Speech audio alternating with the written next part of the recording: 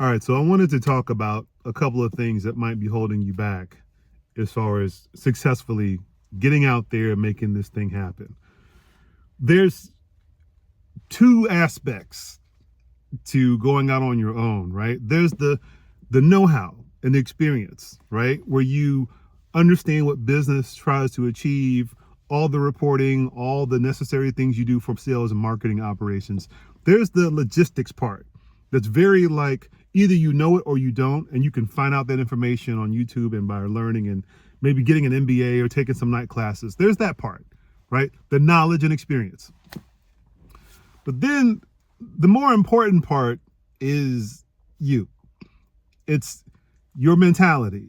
It's your fears. It's your concerns. It's your psychology, right? It's your trauma. It's your response to trauma. That's really, this over here is the thing that can mess you up. Anyone can learn this. Anyone can go to class and, you can go to University of Phoenix online and they basically hand out A's. All you got to do is show up. They'll give you an A, then you have an MBA, and you'll learn how to do like the technical side of business. But that's not what I see as being the issue with a lot of business owners. The issue is the personality stuff. Either they are overcompensating or they're not confident enough. And that's the things that's messing them up, right? So like I said, I've mentioned before, I love to use these two business owners in my mind. One was really good at sales, very confident, but horrible at admin stuff, horrible at operations, had all his tax forms and receipts in like a shoebox. And he was terrible, but he was really good at sales. And then the other guy who was very good, you won't see a shoebox in his office. Everything was perfectly filed alphabetically by date. He had everything in order, but he was terrible at sales. And every time we talked about sales, it made him nervous. And like he would start squirming and like he hated marketing, hated it. So I actually had an opportunity to like figure out, I talked to the second guy, but the psychology is a lot of times what holds us back, right? Specifically, three things that I've seen: a fear of failure, a scarcity mindset, and a feeling of not being good enough. Okay? Those things really mess you up. And those things come from childhood, right? If you never could have the thing that you wanted because you knew you couldn't afford it, your family couldn't afford it, or you felt guilty for asking about it, all that stuff translates into adulthood. And when you have a job, it's a little easier because a lot of things are handled for you. Those fears don't seem to damage you as much. Maybe you're not as confident in asking for a raise, but a lot of the stuff is handled for you, right? But on your own, in your own business or your own venture, you must deal with those traumas from childhood, because if you don't, they're going to keep messing you up. Like, for example, the scarcity mindset, right? Scarcity mindset will make it to where you are afraid to let go of money once you get it. So if you ever sell something and you get a profit and you get some money, and now that money is in your account, you don't want to spend it because you're not confident that you'll get it back. You're not confident that if you spend this money, you'll get more back. And that's the whole point of business. You invest in yourself, your training, your business, your facilities, your equipment to be able to get more money, right? But if you have a scarcity mindset, once you get that money, you'll just hold on to it. And you won't ever let go of it. You won't spend it to get better. You'll try to keep old equipment or old software or try to do everything yourself. You won't hire any help, whether part-time, whatever. You won't take advantage of technology, equipment, and personnel if it means spending money, because you're afraid that if you let go of this money, you won't get it back, right? The fear of failure, right?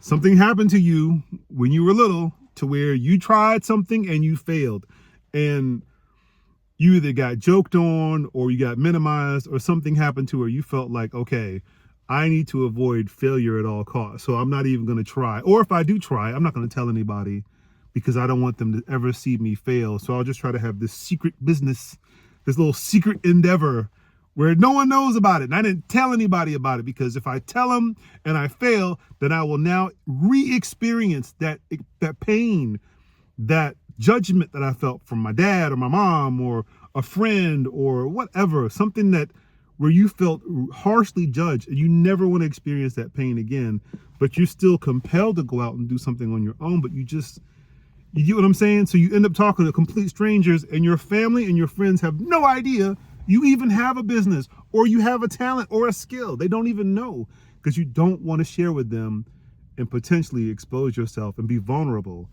to that criticism and that fear of failure, right? And the last one, it ties into the one before it. It's the fear of not being good enough. And this is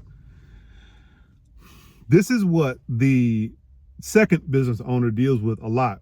The reason why he gets squirmish about sales and marketing is because his relationship with clients is completely transactional, right?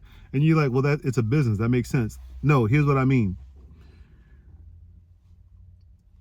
You give a service to somebody, they're happy, right? They paid for a service, and maybe you went the extra mile and hand delivered it to them, or you wrote a letter in cursive about, thanking them for using your service. You went the extra mile.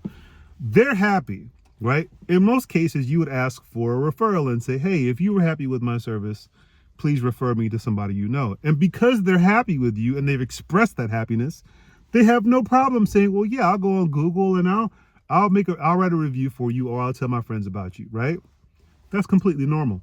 But a lot of people don't like asking for that referral. And in this particular case, for this business owner, he didn't want to ask for the referral because he felt like he had not provided a good or service in exchange for that referral. So he basically put a value to the referral.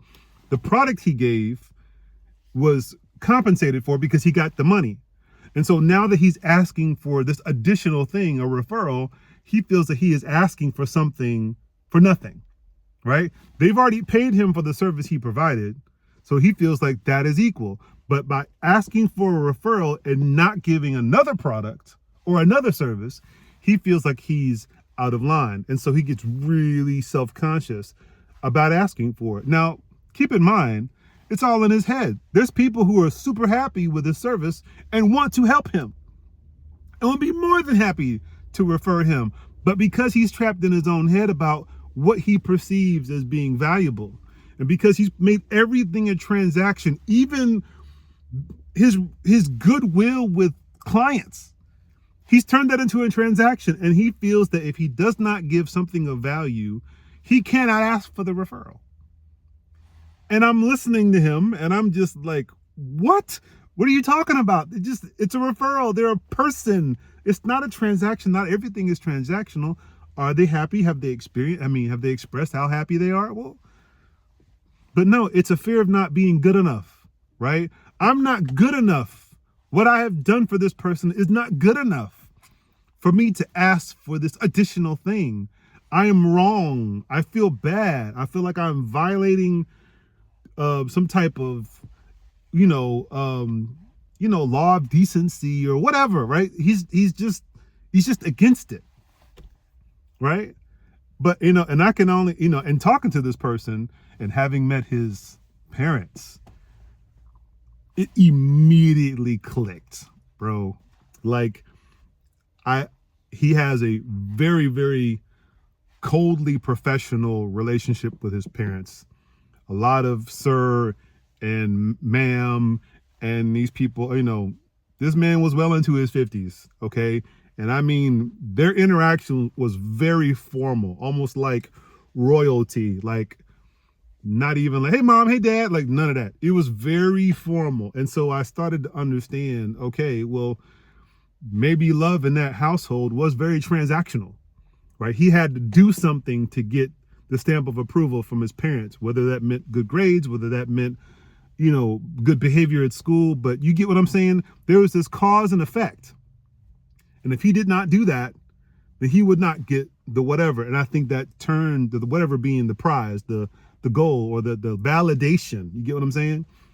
And so it may be that fear of not being good enough is having to try to figure out how to please his parents, which he's still trying to do to this day. So you get what I'm saying? Like your trauma and your psychology and how you were raised may really be messing you up, because this person that I'm talking about has a very good product, very good service.